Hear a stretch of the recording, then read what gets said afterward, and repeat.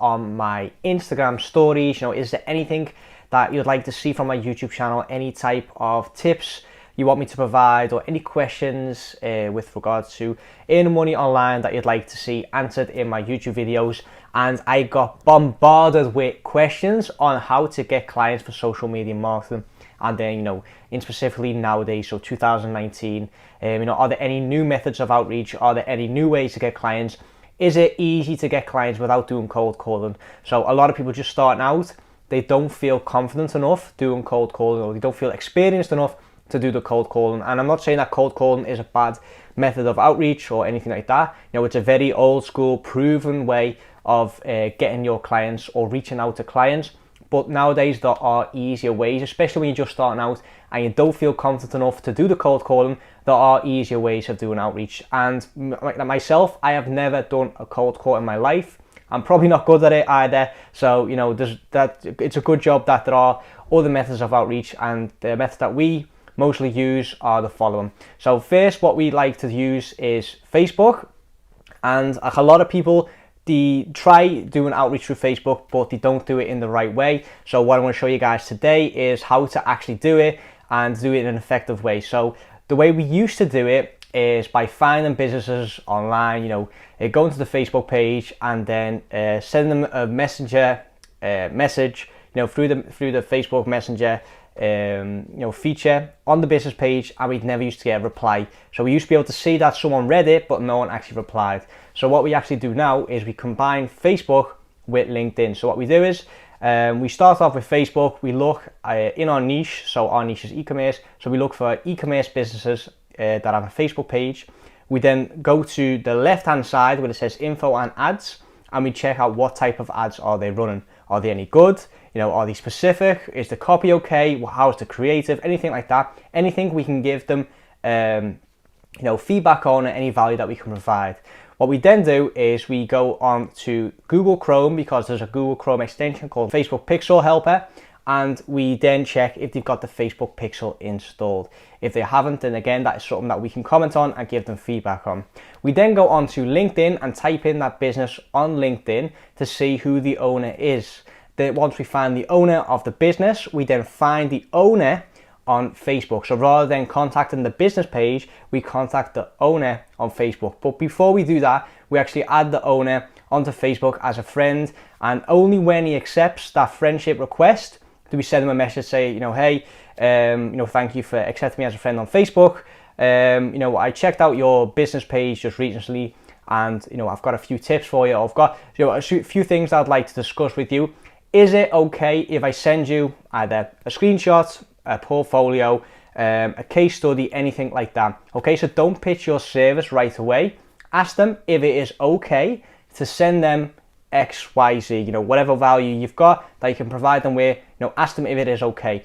9 out of 10 times they will say, yes, that is okay. If you pitch your service right away and aim for the call right away, they will just ignore you because you haven't built up that rapport just yet. So again, a mistake that we made is, I learned in university that, that you shouldn't pitch your service, but you should pitch a call, so ask him if it's okay if you can call them, or is it okay to set up a call.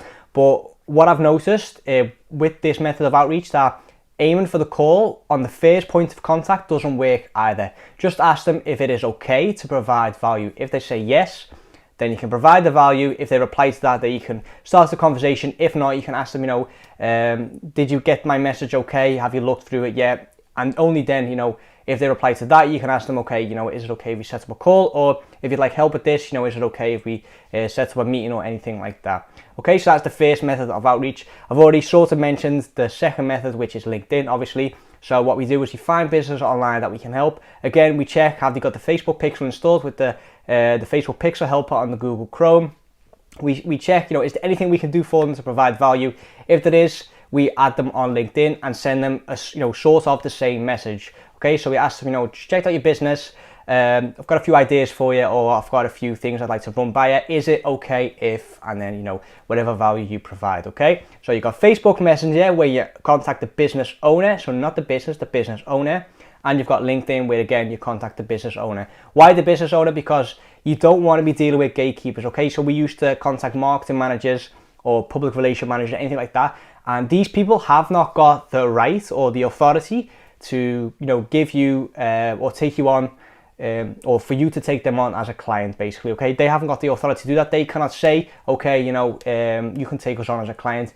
Only the business owner or the decision maker can actually do that. So make sure you don't deal with gatekeepers. Make sure you do deal with the business owner, okay? Another method that is really effective on getting in contact with clients is by sending a loom. So a loom is a quick video message that you can send, but rather than sending the video file, it's like WeTransfer, where the file gets saved in the cloud for like a certain amount of days, and you can just send them the link. Like with WeTransfer, where you send the WeTransfer link, you can send them the link of the loom. If you click on that, they can see your video, and in the left bottom of the screen, they can also see your face. So they can see you talking, and they can see your screen at the same time.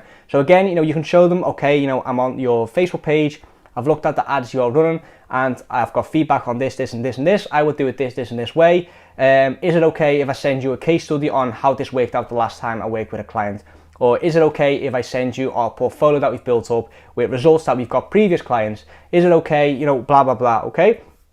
So again, loom, you basically send the same message, but in a video message, which makes it a bit more personal because they can see you are talking about their business rather than just, spreading out random messages, okay? You can also send a loom through Facebook, you can send a loom through LinkedIn, but you can also send a loom through email. Okay, so a lot of people ignore emails nowadays, but if you send a personalized video through Loom, by email, then, there's a bigger chance of them replying because they know it's not spam, it's not an email blast where you've sent out mass emails, it's actually a personalized email to them. A great thing about Loom is as well that you can get a notification if they've watched the Loom. Okay, so we sent out, I think it was 4 Looms yesterday, and we've already got 3 notifications, so 3 emails came back saying, person X has watched Loom 1, person X has watched Loom 2. Okay, so if out of the 4 businesses, 3 businesses already have watched our Loom, and now we're just waiting for them to reply.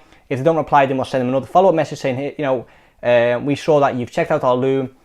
Is it okay if we send over our case study or anything like that? Okay, so just like a little quick follow-up with them. And the last method that I highly recommend you guys use is freelance websites like Upwork.com, like peoplebyhour.com, like freelance.com.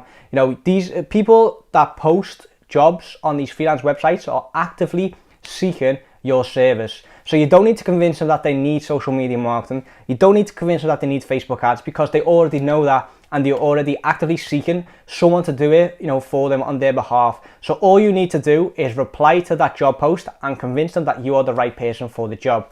And what you need to do here as well is make sure that they realize that you are not a freelancer. You're not going to work for peanuts. You're not a virtual assistant. You are a business owner. You own an agency. You've got a team.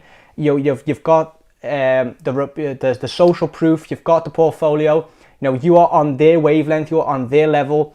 And, if they work with you, then they need to treat you with respect, basically, okay? So you're not a virtual assistant. You're not going to work for them. You're going to work with them and get them results. So if you know that, and you know how to word that, and you know how to come across as the business owner rather than the freelancer trying to work for peanuts, you will get a very high conversion rate on Upwork. Okay guys, so that is all I got for today. I hope you get something out of this. I hope this will make it easier for you to get clients for your social media marketing agency in 2019. In terms of the scripts and what I actually say, and what to say in certain situations, anything like that, everything gets discussed in Lifestyle Design Mastery, my own online course on earning money online. And we don't only go over social media marketing, we actually go through every single proven online business model, like affiliate marketing, like personal branding, like drop shipping, and social media marketing obviously as well. We go through all of them, so at the end of the course you know exactly which business model fits your perfect or your dream lifestyle best. From there, I show you, okay, how to scale it, how to automate it, what mindset you need to create for it to make it, for it to become a success, anything like that, all gets discussed in Lifestyle Design Mastery, my course.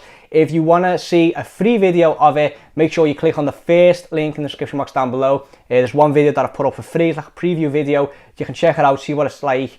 I highly recommend you get this course, guys, because this is going to change the game in 2019. Okay, so anyway, guys, I'm going to wrap up this video. Hope you got something out of it. Subscribe to the channel for more, and I'll see you guys in the next